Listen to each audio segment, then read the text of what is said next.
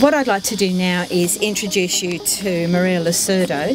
Maria works at Family Worker Training. She is the Project Development Manager, and Maria is going to just talk you through the process that Family Worker Training have been doing over the last 12 to 18 months to bring us to this point of actually having our completed reconciliation plan. So I'll just ask you to welcome Maria. Thanks. Hi everyone, I'm Maria Losurdo. Thank you, Auntie Sandra, for welcoming us to this land, and I would like to just acknowledge the privilege that I am standing on Darug land and to pay my respects to elders past and present. As Jackie said, I wanted to just give you a little bit of a story behind where our Reconciliation Action Plan, our RAP, came from. And it actually has just been under, the actual development of the plan has just been under 12 months. It's been about 11 months. But I think it's important to say that it's just one part of a much longer process. So for us, that process probably started about 7 years ago, and we see that it's a process that's going to go on to the future. So today really is, I guess, a celebration of this chunk of it, but it's a much longer story. So for us, as I said, about 7 years ago, the process started because we started asking ourselves two questions. We asked ourselves, how are we doing in providing services to Aboriginal community? So that was one question that we asked ourselves. And the other question was, how are we doing working with mainstream organisations as a training organisation to make sure that they're asking that same question? So they were kind of the two, that was kind of our starting point. So from there we started to kind of, I guess, more proactively reach out to Aboriginal community to kind of find out what they thought about these things and to get their views and opinions on some of the things that we could do differently or better. Then we started trying out a few new approaches, and then we started sort of developing our programs, changing what we did. Pretty soon in that journey we realised that one of the best ways, and possibly one of the only ways for us to genuinely reach out to and engage and work with Aboriginal community, and for us that's with workers, Aboriginal workers who are working in the community, was that we really needed an Aboriginal worker. And so that led to Jackie Stewart joining our team about 4 years ago. And really Jackie's contributions to our aims to be better informed and more engaged have been incredibly invaluable. And the process that, or the opportunities that we've had as an organisation to actually respond much more effectively to the needs of Aboriginal practitioners and workers in the sector have come about because of the work that Jackie's done with us. In our efforts to work and support mainstream services to be better informed and more equipped to work with Aboriginal communities, we've done lots of different things. We've run training, cross-cultural training, we've developed different ways of getting people talking to each other, but I think really what it comes down to is that we've tried to give opportunities where we as non-Aboriginal people learn to listen differently, learn to shut up and listen and not talk and just listen. Sit on your hands, not assume what it is that you need to do next or how you get it right, but actually just to listen. I think that's probably been one of the biggest themes that runs through the training that we've done. It's actually been an incredibly wonderful journey for us. It's been very exciting and really worthwhile, and we're really excited about what we're doing, and we really encourage others to join us.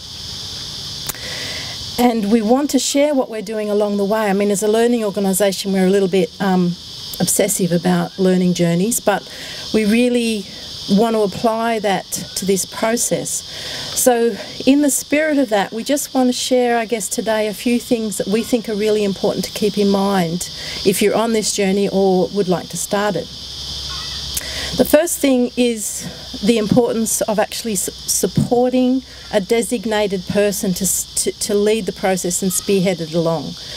For us, that person's been Julianne Abood, and her dedication and passion are matched only by her clear thinking and practical step-by-step approach. So without that, I think we would have floundered.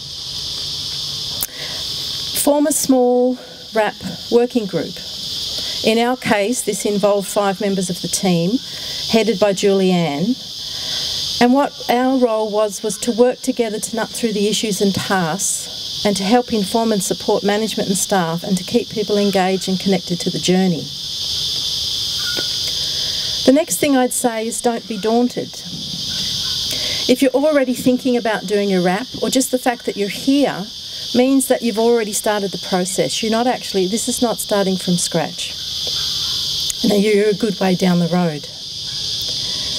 And that leads on to, I think, one of the most important things that we've found out is to recognise what you've already done. So one of the first things that we did is that we did a brainstorm about all the things that we'd done or thought about or tried in our best intentions to be more respectful and engaged with Aboriginal community. So we wrote those all down, we brainstormed them, and then we started thinking about, well, what do we want to keep doing and what do we want to do better? So that was kind of our starting point.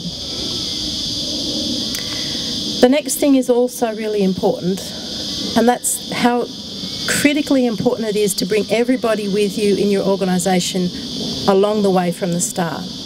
There's no point a couple of really keen people rushing down the road and getting it done. You need to take the time to bring everyone with you. For us, this involved doing cross-cultural training together, both management and staff. It's involved sharing DVDs and books and articles. We watched the apology statement together. We talked about how that felt. We reflected on what that means for us both as non-Aboriginal workers and as an Aboriginal worker in our organisation, what that means for us when we're actually trying to work together.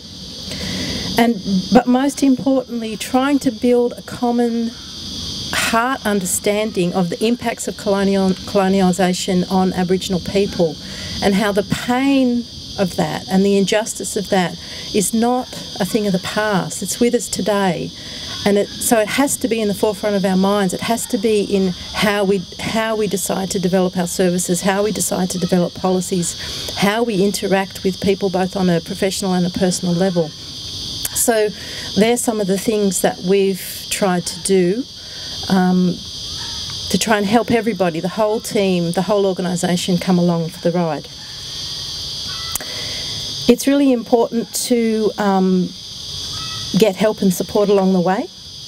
So to know where and to take up all the offers of resources and support that are available, of course from Reconciliation Australia, by talking to other organisations who have done or are doing their RAP, and from Family Worker Training, because everything that we've doing and learnt along the way, all of the resources, our team reflection sheets, our RAP process, all of that's going to go on our website along with our journey, so that you can kind of get a sense of you know, what it might look like in a year's time or 2 years' time, and the sorts of resources you might use to get there. It's really important to formally embed your goals and aspirations. And this means in budgets, in policies, in job descriptions, strategic plans, work plans. Because for the aspiration to be more genuinely connected and responsive to Aboriginal community and to the needs of Aboriginal individuals, children, families, communities, you have to be in it for the long haul. Like Jacinta said, 40 to 60,000 years of culture, 200 years of trying to wipe out that culture. We're not going to sort of achieve some sort of rebalance in a short amount of time. So as long as we have services, we actually need to keep this process up. And all the wonderful people that you have working in your organisation today may not be there in 2 years' time or 5 years' time. So it has to be embedded and protected. Be practical. Overarching motherhood statements are great because they do give you a bit of a sense on the horizon of where you want to get to, but they're not going to make things happen. So you actually need to set yourself step-by-step tasks. You need to clearly describe to yourself what it is you're going to do and what it is you hope to get from that. Sustainability in the organisation is really important. So that connects somewhat with formally embedding your aspirations, but also how are you going to check and monitor, how are you going to keep the process alive? And I guess our feedback to Reconciliation Australia is that we actually think that that needs to be a really discrete section in the templates, because at the moment it's not there. I guess it's up to organisations to do it for themselves. But if you have a look in our RAP, you'll see that we've actually added an extra section to try and help make that happen. As I've said, it's an ongoing process and you have to be in it for the long and gentle haul. You have to set yourself targets that are realistic and achievable, and you have to commit to reviewing them regularly. And I guess finally, before I do some closing thank yous, I'd just like to say that to reinforce that, please keep checking our website. Give us a ring if you want more information. We're going to have lots of links and updates and resources as we go along, and we really do encourage you to join us on this journey. So in closing, I'd like, excuse me, in closing, I would like to acknowledge and thank everyone at Family Worker Training who's helped make this happen. First of all, to Julianne Abood, and maybe as I'm saying names, if people can just kind of wave, so not everyone knows, so Julianne's over there, for her inexhaustible passion and determination in addressing the impact of social injustice and inequality on Aboriginal families, community and culture. To Jackie Stewart, for her cultural commitment and the courage that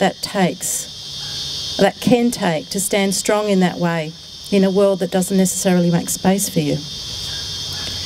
To the RAP Working Group, Julianne, Jackie, Chris, where's Chris? She's down the back. Veronica and myself, I'm up here.